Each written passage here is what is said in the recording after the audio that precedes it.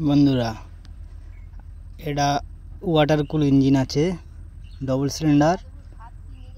এটা radiator system করলাম, মানে ওয়াটার ছাড়া, ওয়াটার মানে রেডিয়েটারে দিয়ে চলবে, গাড়িতে উঠবে ডিজে বাজানোর জন্য।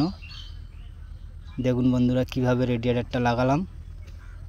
ভালো লাগলে সাবস্ক্রাইব করবেন, লাইক দিবেন, কমেন্ট করবেন। এটা 10 কেবি জেনারেটর আছে আর 95 ইঞ্জিন আছে, 95 করে ডবল সিলিন্ডার। রেডিয়েটারটা স্পেশালভাবে যে জেনারেটারের রেডিয়েটার পাওয়া যায় সেই রেডিয়েটারই দেওয়া আছে। সাইলেন্সারটা কেটে উপরমুখো করা হবে। তবে একটা সমস্যা আছে, পাইপ অ্যাভেলেবেল পাওয়া যায় না রেডিয়েটারের, পাইপগুলো অর্ডার করে আনতে হয়। এটা আমাদের হেল্পার বাবু আর এই জেনারেটারের ওনার